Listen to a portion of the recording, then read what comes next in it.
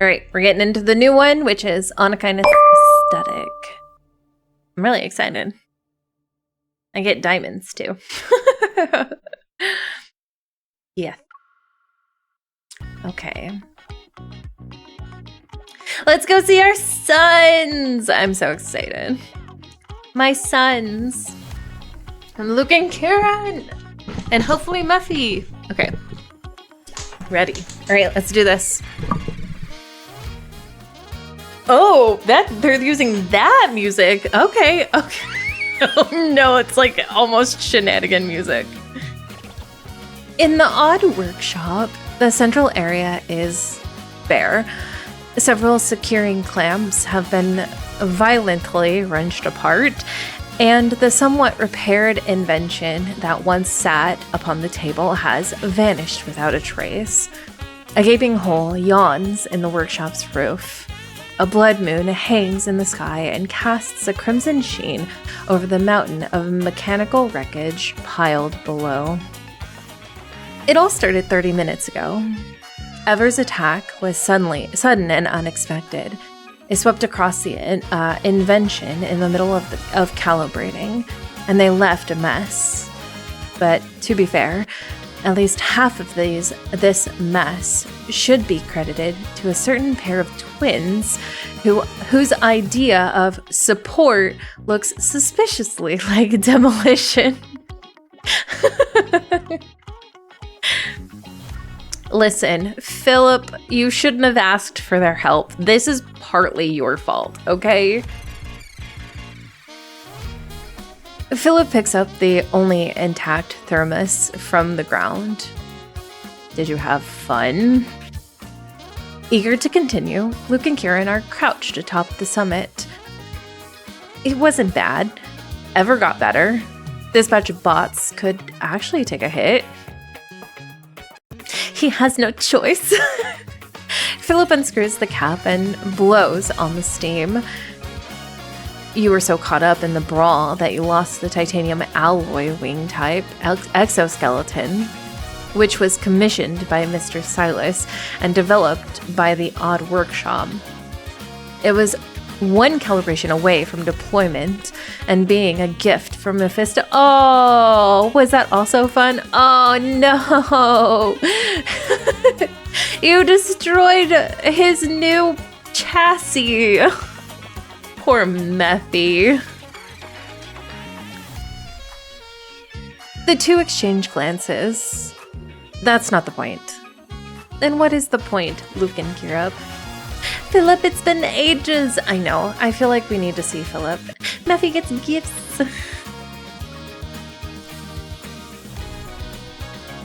We're on the same team. Why does Mr. Mephi get one and we don't? It's not fair. Unfazed, Philip takes a sip of tea. Save that for Mephisto. Look, Boss Man's picking her up. Just whip us up 2 sets. It's not like Mr. Mephi is and the Boss Man are free right now. I like that they call him Mr. Mephi. It's so cute. Philip. We want ours to be better than Mr. Mephi's.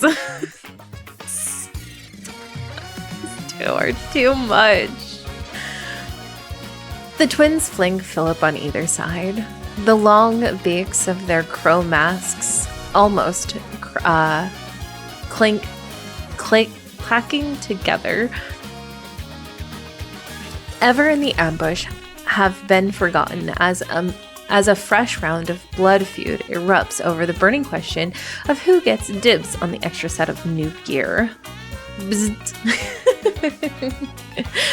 Philip's communication device suddenly vibrates, which interrupts the twins' nonsense. He opens the terminal, and all three crowd around as an encrypted message appears in the center of the screen. Sender. Anemone. Anemone. I sounds like I'm. When I say anemone, I think of Erika 7. We know the twins are at least. Mr. Sylus was hit with an antimatter weapon. Ooh. With an antimatter weapon in the ruins. He already entered the killing zone. Oh. Ever's going to use this chance to ambush Onychinus. Remember to... Oh, they already said hello. I'll send you a list of good renovation companies later. I'm being watched too, so I'll go dark for now. Let everyone know and prepare yourselves. Okay, so this is during the Zoion Hunt. Okay. Interesting.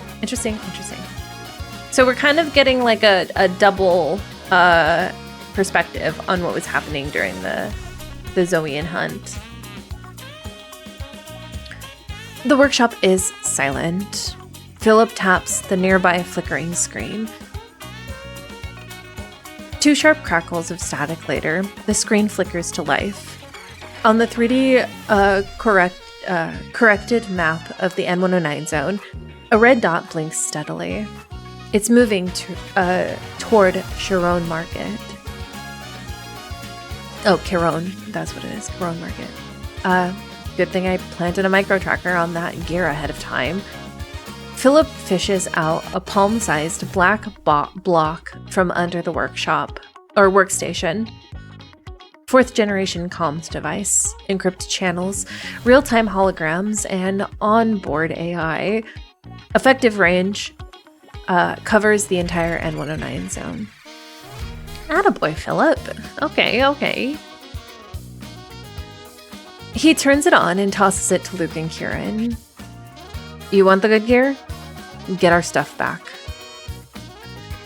I like that. I like that the twins are working with Phil. I really have enjoyed. I'm really glad that they've been bringing way more of the NPCs in, because it really makes the world feel alive. And I really like that they're bringing in these NPCs that we haven't seen for a while. So Philip and the twins more often and stuff like that. It's just really, really cool. It's nighttime. The asphalt gleams slick and cold under the headlights, while the hulking shells of abandoned factories crouch in silence beneath the blood-red dome. A battered gray van trundles down the road. All repairs welcome is plastered across the side in all caps. And every window is smothered under a patchwork of garish flyers. It's so ancient that it doesn't even qualify as vintage.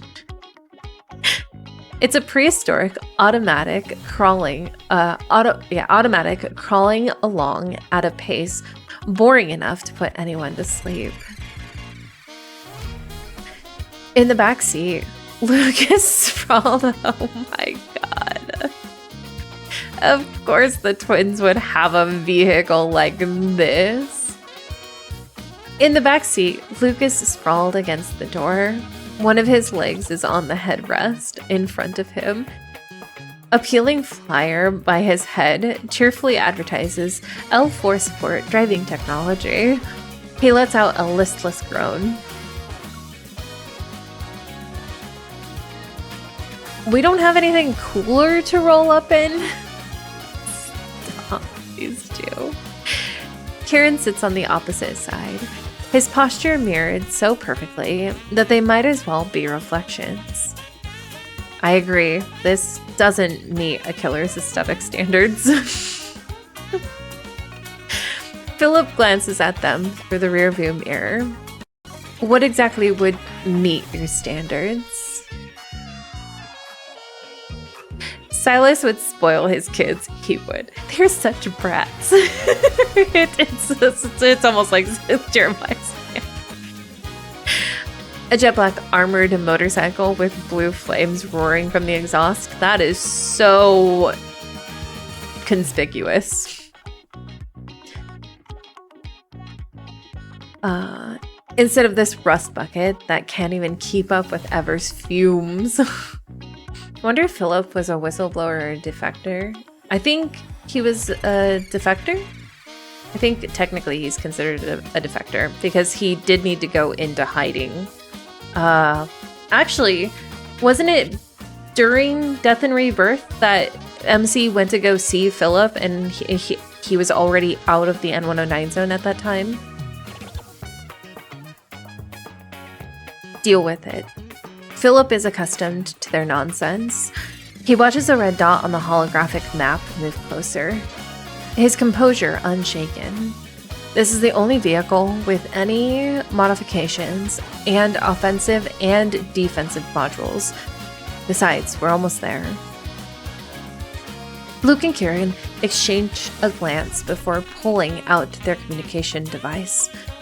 A newly created third-person group chat pops up, and the group name has already been changed to Reborn, reclaiming everything that belongs to our boss, Mr. Mephi.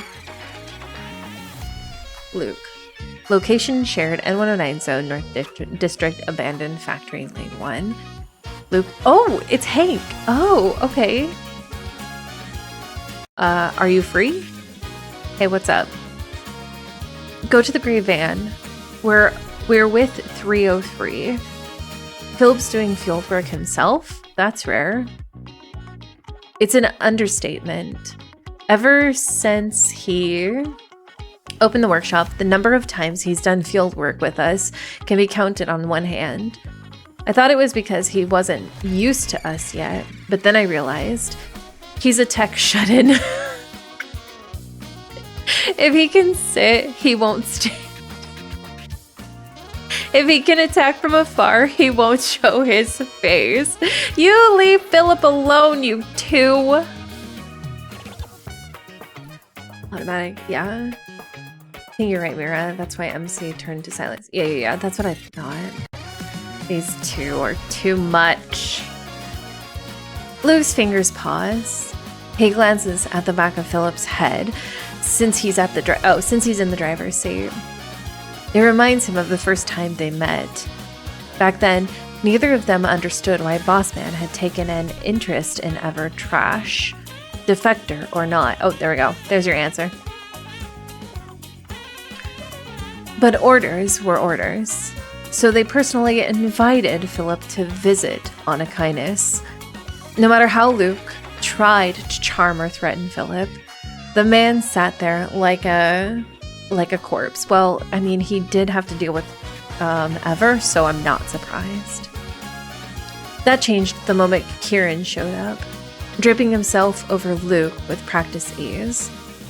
Why waste your breath on logic? Kieran chirped. When kidnapping is so much faster. Kieran, are you the kidnapping one? Are you the one who so readily kidnaps people and ties them up? Kieran, I got my eye on you. Poor Luke, just going along with your plans. When Philip's gaze locked onto him, it was with an almost hungry, unblinking intensity. Kieran bristled. He was half a second away from lashing out. At the razor's edge, the strange researcher finally relented and accepted the invitation. That's...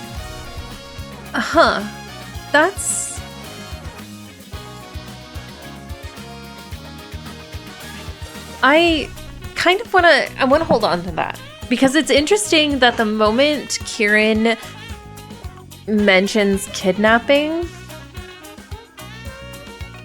Philip reacts.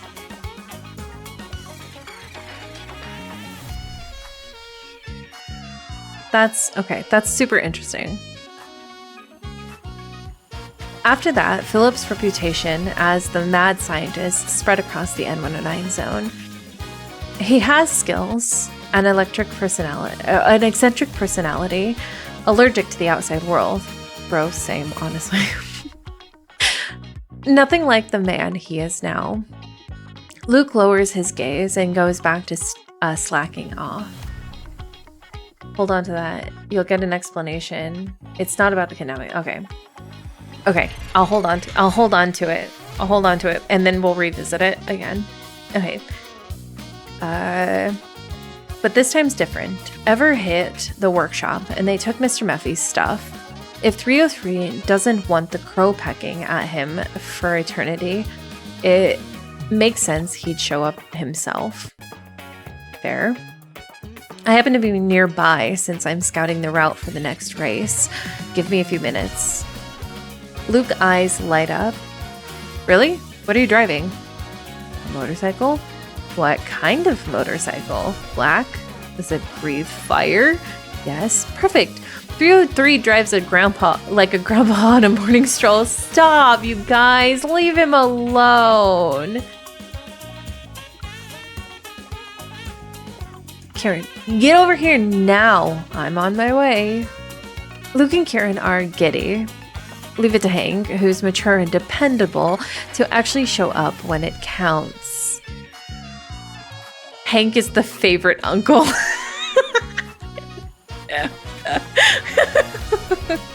Philip is the boring one. Meanwhile,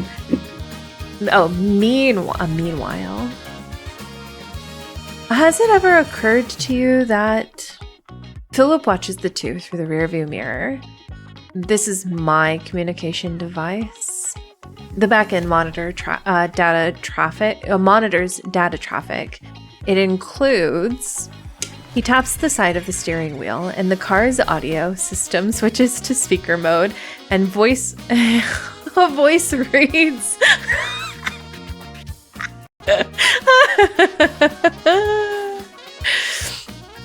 303 drives like a grandpa on a morning stroll. The tone is dripping with mockery, and the infliction is almost unsettlingly human. But the model it was trained on sounds suspiciously like Philip's voice. The van is very, very quiet. But the silence doesn't last more than a second. At the intersection, Philip steps on the brake. Two SUVs barrel out of the abandoned factories on either side without warning and cut across the lane. They box the van from the front, windows rolled down, and a row of black muzzles emerge. It's Ever. Does Philip have an evil? Do we know if he has an evil? I thought he was just using tech. Like, he's, like, super techie like Jeremiah. Philip is already shifting into reverse gear. We closed the distance too fast, so they countered us. Boom. Didn't consider Philip an evil. I don't think he has one. Is he one of the non-evolvers? He made this AI. Oh, yeah, okay. The roar of a motorcycle engine tears through the night as it surges from behind. A black figure streaks past like lightning. Twin headlights carve blazing white trails through the darkness. It's a pure black, heavy-duty cruiser. Its sleek frame sheathed in matte coating. Its exhaust pipes spit ghastly blue flames as every line is an ode to cold, composed violence. From the back seat of a humble van, Luke cranes his neck out the window to admire the view. Sick. Black. Kieran opens his mouth, his envy dripping with every word. And it breathes blue fire. Simone might have a techie vault. Yeah. Before he can continue, the rider guns the throttle. The motorcycle rockets towards the SUV like a missile. Ever can't react in time, and two vehicles crash. They tumble through the guardrail and plunge into the ditch below. Flames erupt towards the city. It's a perfect one-for-one trade. Philip watches as the rider jumps off the motorcycle at the last possible second, tucks into a roll, and tumbles to a stop beside the van. The helmet comes off to reveal a face that can only be described as mature and composed. I love these four. These four are just... It's the two nephews and the two uncles, and I'm here for it. Philip pinches the bridge of his nose. He lets out a weary sigh. It was a roadblock. Was that really necessary? This is hilarious. It's a good team up. It is. Wind howls past the windows as it's entangled with the growing roar of engines closing in from behind. The gray van tears down the road. Hank has taken the wheel now. Being a former pro racer, he somehow wrangled a speed trail performance out of this rust bucket. Oh, speed trial. And speed trails are where the limit is the minimum, mind you. He weaves and swerves the vehicle with reckless abandon. The consequences of kicking the hornet's nest arrive faster than expected. The ever-operatives, forced into their mutual destruction... forced into that mutual destruction stunt with the motorcycle, have abandoned their original route. They've mobilized every reserve unit in the area and are intent in trapping the van inside this maze of steel and concrete. Warning. Multiple unidentified vehicles are approaching from their flank. Their current speed is approximately 7 kilometers per hour. He would flip for Jeremiah's horse. Hank swerves to dodge a stray bullet from the rear flank. The Philip-like voice echoes through the cabin. Philip, your car just gained sentience. Philip doesn't look up. He's busy simulating multiple routes on the map. Unfortunately, no. It's an intelligent model I trained a while back. It's still in beta testing. There's a critical technical bottleneck I haven't managed to break through yet, but its combined theoretical IQ is 1.5 times my own. It can handle most driving scenarios. Correct. The AI tone is modest. Its voice, 99% identical to Philip's. Stop. This is hilarious. You may also call me Phil. I hope this comes back. Hank's eyes light up with understanding. So it's a fancy navigation system with a custom voice pack. Yes. Hank and Rafa's mechanics would get along great, yes. As the minutes stretch on, the blue lines marked passable routes on the holographic map disappear one by one. Philip's brow furrows. Good news is the tracker hasn't been discovered. The pursuit routes still within manageable perimeters. The AI, unburdened by the human habit of sugarcoating, cuts in blatantly. Bad news is that the enemy's infiltration of the N109 zone runs deeper than previously known. The encirclement is now complete. Thank you, Phil. 5 o'clock, 400 meters, 4 vehicles, just pulled out of Warehouse 3, and they're moving fast. Doesn't look like standard transport. Kieran provides the intel. Drones overhead. At least 12. Luke clicks his tongue at the news. He's already cracking his knuckles in anticipation. The enemy combat units exceed the safety threshold by 187%. Recalculating escape routes. Recalculation failed. Strategic withdrawal strategic withdrawal with counterattack contingency is highly recommended. More violence! More violence! As if to validate the AI's assessment, the enemy barrier contracts.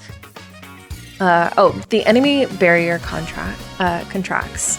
Bullets and energy beams pour down like a monsoon.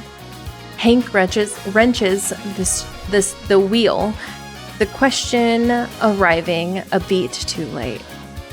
What contingency? Amid the hail of gunfire, Philip patiently clarifies. Phil patiently clarifies. In layman's terms, turn around, run now. Thanks. Violence, yay! A moment of silence. Then Hank speeds up. Back in my underground racing days, Mr. Sylus taught me something. When you're boxed in on the track, the best counterattack isn't shaking off your opponents. With a flawless drift, the van slams through a crumbling wall and bursts of chemical plants ruins. I love Hank so much. Oh my gosh. He launches it into a suspended corridor linking two cooling towers. The walkway groans and sways. Hank shifts gears. It's forcing them onto a track where you have the advantage. For one heart-stopping instant, the momentum tips the van as it grinds across the corridor. When the van clears the walkway, the entire structure gives way. Ever's pursuers slam their brakes, but those lumbering SUVs have nowhere to go. One after another, they plunge, and the thunderous impact resounds. Dust billows, flames roar to life. Before Philip can exhale, several light blue energy masses begin converging behind the smoke and dust. It's their antimatter weapons. Oh, uh-oh. Get down! Just a regular Tuesday. They're going to get stuff from Nephi. Kieran, the only one crouched outside the van, reacts. A volley of throwing knives strike the launcher, but a beam of blue light still grazes his left cheek. Oh. A thin crack is left across his mask. The antimatter attack veers off course and slams into the ground instead. But the heat it creates nearly flips the van. Caught off guard, Philip is thrown out of the cabin and tumbles across the ground. When the communication device slips from his grip, everything goes black. Oh no. Oh no! The damaged device lies in a heap of rubble a few meters away. Phil's voice cuts in and out. In the face of failure, choose to retreat is not shameful. Now charting, contingency plans, total of. The electronic voice forces its way through the gaps in the ringing, only to be swallowed again by a shrill, piercing whine. Philip's consciousness drifts at the edge of darkness. Everything in his vision slowly spins, and the colors bleed. Hey, Philip, your phone's off again? Good thing I have the communication you made. Otherwise, I'd never get through to you. Don't worry, it's not like this is my first day in the hospital. I can take care of myself. Who's this? Who's this? You don't believe me? Look at the report. Felix, vital stable, and may be discharged after observation. Focus on your work. Don't take time off to see me. Hey, Philip, your phone die again? You always forget everything the second you start an experiment. The doctor said even identical twins can have minor genetic mutations. Don't cry. Look on the bright side. Medication can keep things stable for a long time. After the Chrono Rift catastrophe, the hospitals overflowed. But I know you're still alive. You just don't have anywhere to charge your phone. Right, Philip? Hey, Philip. I volunteered for a new trial at Xander Sciences. Don't worry. I'm your twin, aren't I? We're made of tougher stuff. Once I'm better, I'll find you. Oh. You're really something else. Luke kills 2 hostiles in quick succession and then helps Kieran haul an unconscious Philip behind the crumbled wall of an abandoned factory. No wonder you never do field work. You're more fragile than glass. Looks like 303's precious device is dead. Kieran doesn't respond. His fingertips trace the crack on his mask and linger. Seconds pass, then he lets out a quiet, yeah. Luke tucks the gadget back into Philip's loosely curled palm. What's there to be upset about? 303's built the thing in the first place. Once we clean this up, he can fix yours. That lifts Kieran's spirits. He flicks a handful of throwing knives into the fray. Then I want one just like yours. Neither of them notices Philip's fingers twitching and curling ever so slightly. I've been meaning to ask since we first met. Philip, why do you stare at us like that? It's creepy. We're twins, of course we look the same. The scar doesn't count. It's a medal of honor. No wonder Kieran agreed to come with us. When he saw you. Your number is 303. I heard everyone with the number is that in that experiment was an identical twin. Where's your brother? I've never seen him around. Oh no.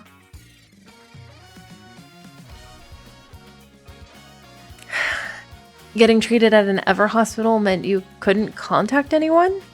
It's no big deal. Which hospital? The boys and I can tear the place down for you. So there really are diseases only they can treat. I bet they're the ones who created them. Yeah, I bet that too. Unfold when I catch you. You thought this would be a funny surprise. Side effects from our time there? Yeah, we had them, but Bossman took care of it. You should have seen him crush those crystals with his bare hands. Spoiler alert, it was cool. Hey, 303. Do you think you could make us masks? Oh no. Something cool and the kind that covers your face. Actually, forget cool, that's secondary. What matters most is that they look exactly the same.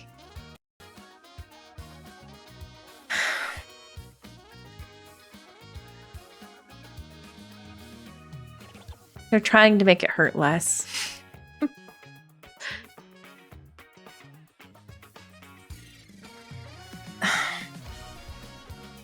Get in. Hank barrels through the crumbling wall with the van. Its tires shriek as he pulls a hairpin drift that narrowly dodges the antimatter beam's ghostly blue arc. The door flies open with a metallic clang in front of the three. Kieran barely manages to drag Philip into the back seat before his eyes notice a flash of silver gray. It's a metal container bearing the unmistakable signature of the Odd Workshop. It's launched skyward by the blast and is now arcing back down. Up there! There it is! Hank spots the container and wrenches the wheel. He spins the van nearly 180 degrees. Get it back! Luke and Kieran are already moving. They vault through the hail of gunfire and intercept the container. They toss it between them like a ball and toy with their pursuers until they've had their fun. Then they land with perfect grace. The van roars towards the drop point, and gravity slams Philip into his seat. Bullets scream past. Casings clatter against the roof like hail. His colleague's voice fade in and out. Why isn't Philip awake yet? I'm filing a report with Boss Man for slacking on the job.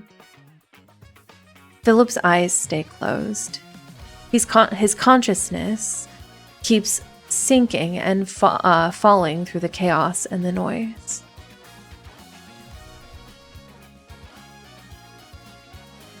Philip was in the middle of a routine briefing when he learned that resuscitation efforts for Felix had failed.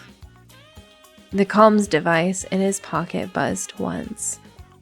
The message from his informant was short, yet it rooted Philip to the spot. His mind blank.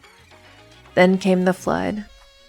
Pathology reports, medical records, and even detailed profiles of the lead surgeons.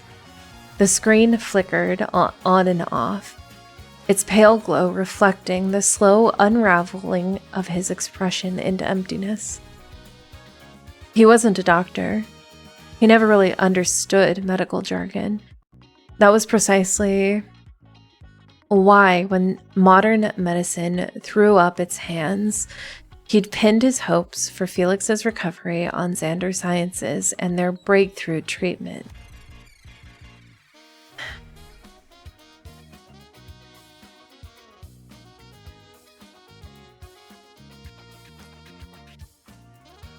The supposed stuff from legends, but disease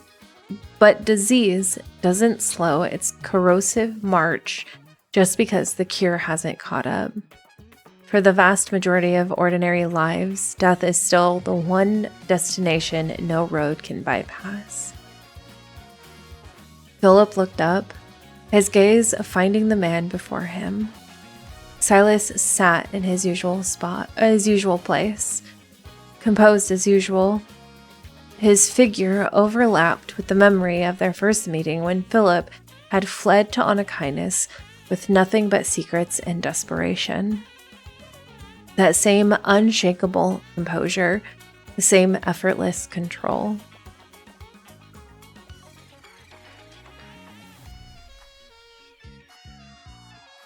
Mr. Sylus, Philip heard himself ask the question before he could stop it. Did I make the wrong choice? If he hadn't run from Ever's operatives, if he hadn't clung to the hollow hope Xander Sciences dangled before him instead of facing reality, would he at least have been there at Felix's side and walked with him to the end? Ugh. But no matter which path he took, his only wish had been to keep his twin alive for just a little longer. Sylus said nothing. Mephisto flew down and landed, his sharp beak curiously tapping at the communication device. Philip's gaze burned, his throat tightened. He was about to say something.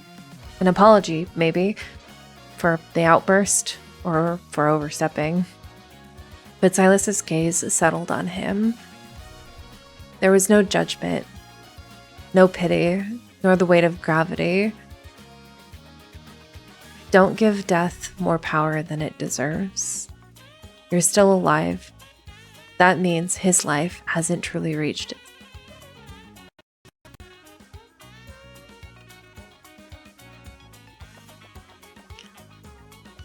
In the passenger seat, the comms device in Philip's palm flickers to life without warning.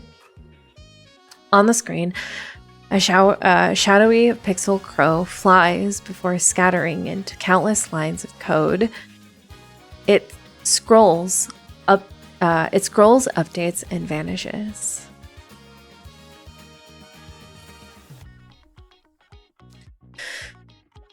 A heartbeat later, Phil's voice returns. I'm sorry we never got to meet again. The tone is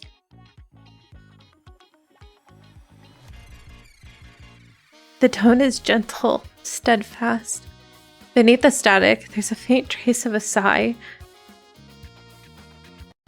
I never blamed you.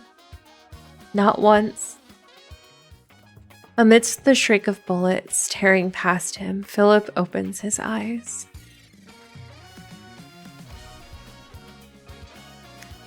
I have to read through the rest of this. Oh my gosh. Cold air floods his lungs. Philip touches the crow's feet at the corner of his eyes. Under Hank's bewildered stare, he leans between the front seat, pries open the glove box beneath the center console, and pulls out a secondary control panel. It's charmingly analog in design. A rapid sequence of inputs later, the van's interior rumbles with a series of heavy, purposeful mechanical clicks. The side door panels open to reveal honeycomb-like composite alloy armor beneath. A medium-sized weapon platform, sheathed in heat dissipation grills, rises from the roof. The rear hatch splits like wings and folds outward to expose rows of micro missiles. Oh my god.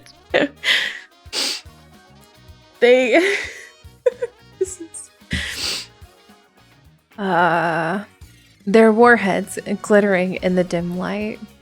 In seconds, the van has become a bristling mechanical fortress, and the tide of battle turns. Did I mention this before?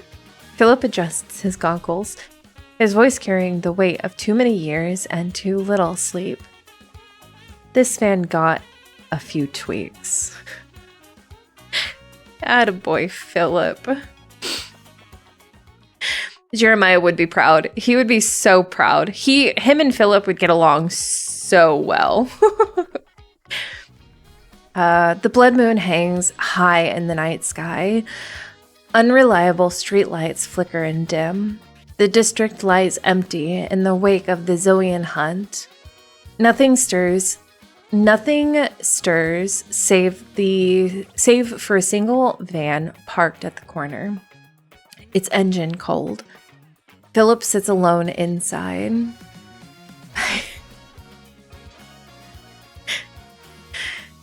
He stares at the faint glow of the dashboard indicator. The mission's over. The others peeled off one by one on the way back. A gust sweeps through, stirring scraps of paper across the pavement. Before long, a mechanical crow descends into a flutter of dark wings and gives light to a rusty impost? Oh my gosh. Oh, lamppost. Oh. Not me not knowing how to read lamppost.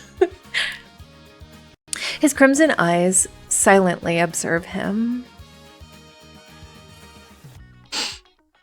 Philip steps out, retrieving the battered container from the back. New equipment. Don't lose it. It's already been calibrated to your preferences. The crow lets out a sharp caw and flies down, his metal beak tapping against the case as if running his own inspection. Philip continues.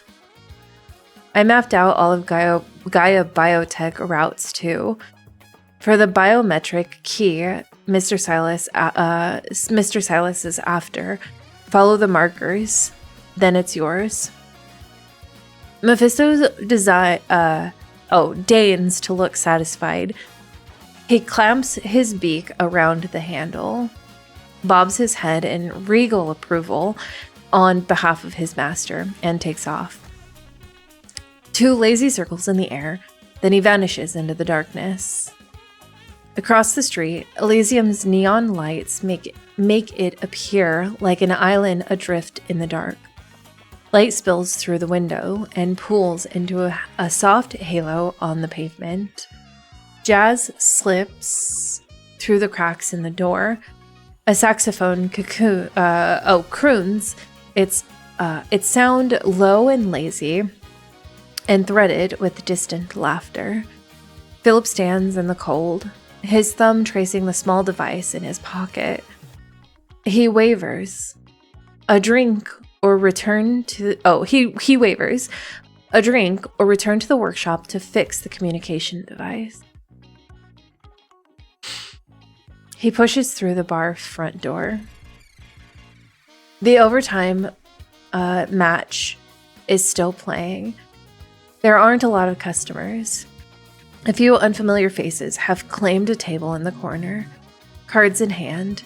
They have stacked their chips high. The owner stands behind the counter while polishing a whiskey glass.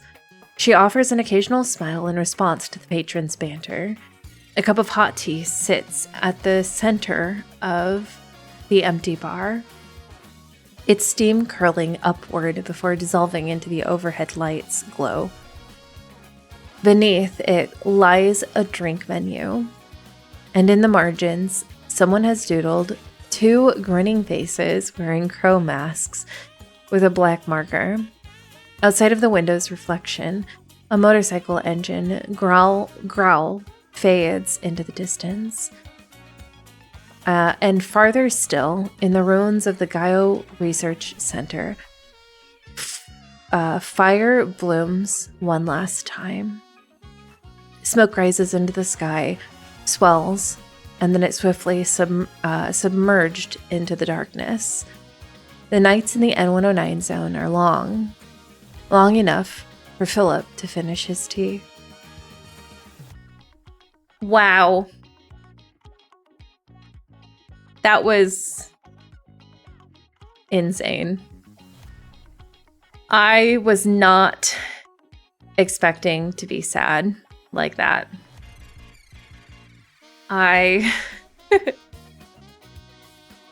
It's so good.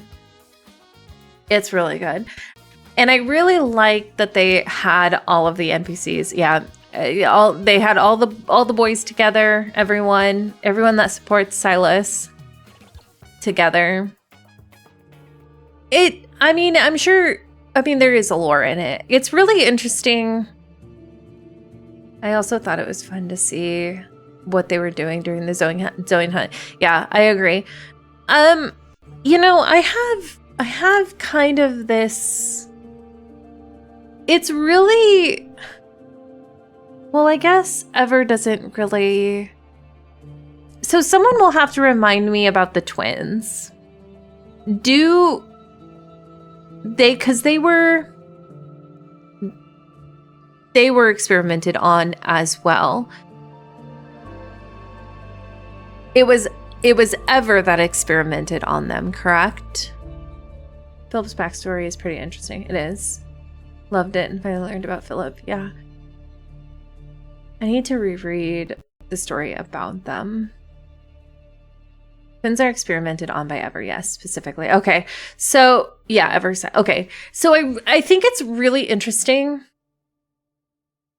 And the only reason I bring this up is, and we're not going to go on a tangent. It's just, I want to make the connection because I think there's a lot of really cool connections happening between several of the guys, which,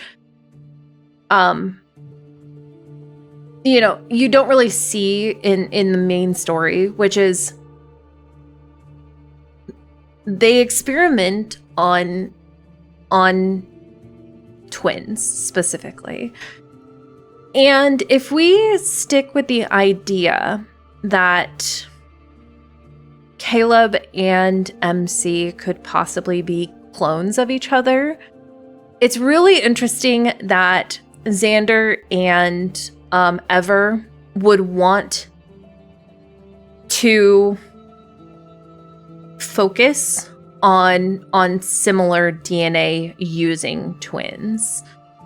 That's all I'm going to say about it. It's something that I'm going to put a pin in, but it is something that's super important. It is also really important that both sets of twins so far have ended up with Sylus specifically. On an emotional note, if we were to go back to beyond survival and talk about, yeah, I see where you're going. Yeah. I think it's really interesting. I was thinking that too. I really wonder why they're obsessed with twins. It's interesting. Yeah. That's I'm gonna leave it at that because I don't want to go on a tangent about Caleb and MC, but I do think it's very interesting. I also think it's very interesting that both sets of twins have so far ended up with Sylus. But going back to Beyond Survival and Onychinus Aesthetics, on this like emotional idea of Sylus, it's really interesting that Sylus has sort of picked up these I don't know how to he's picked up these misfits, but I don't mean it in the idea of like he's picking up misfits because they're seen as bad, but that these people who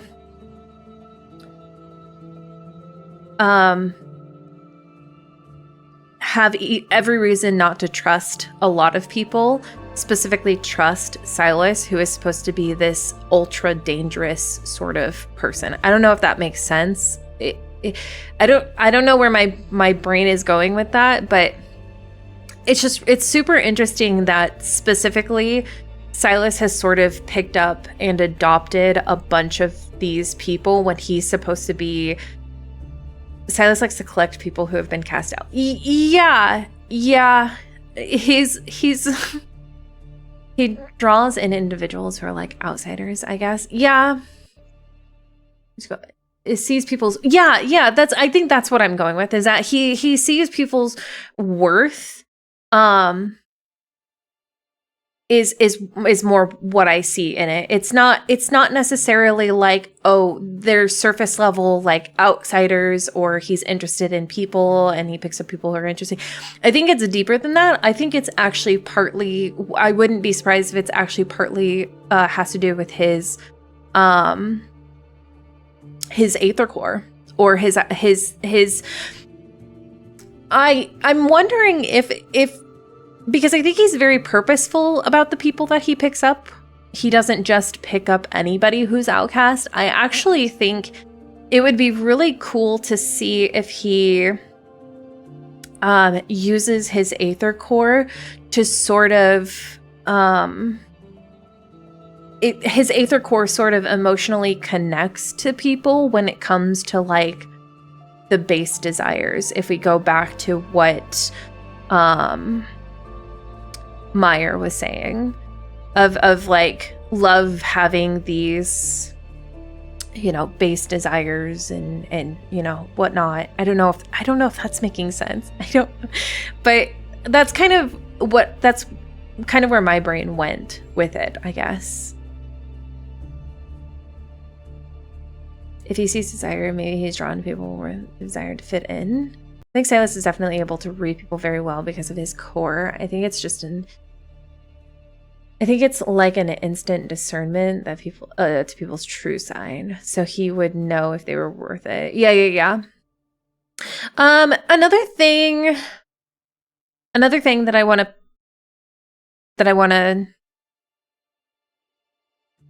pick up about Ever. Do we know if Felix had protocore syndrome?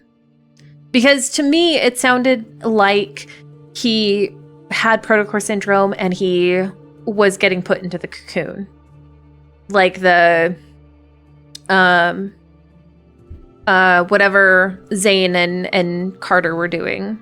That sort of thing. Is that what they were implying? Or am I reading too much into it? Is it not? It's not that serious, bro. Because that's also something that I think is super interesting also. Yes, the Fountain of Vitae. Okay. So that's... Now, here's another question that I kind of want to go on to that. Was it the earliest version? Okay. So here's another question. Isn't one of the twins severely disfigured? Like, not severely disfigured, but has a bunch of facial scars and stuff like that.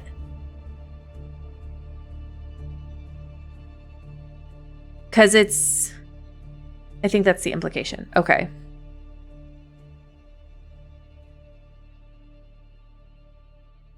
Because that's also another interesting thing is that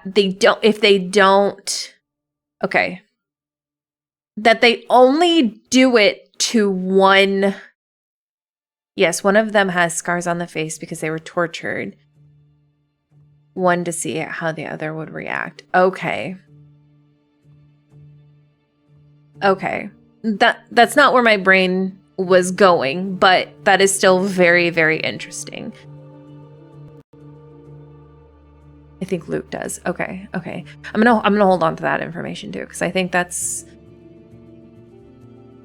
interesting. There was one other thing I wanted to make a note of, but I don't. They have telepathic pain receptors. Okay. That's actually interesting. The twin bond thing. Okay. That's also very interesting, though. That's something that I still want to hold on to that, because that's actually kind of interesting that Ever would specifically want to experiment something like that, because Ever is very purposeful about what they experiment on. Because my headcanon for Ever, just a quick, is that they don't manufacture things on their own. They actually take existing data and synthetically do it. Like they take things, take experiments, take charts and numbers and stuff like that. They don't actually ever like keep anyone. But their goal is to synthetically create something instead.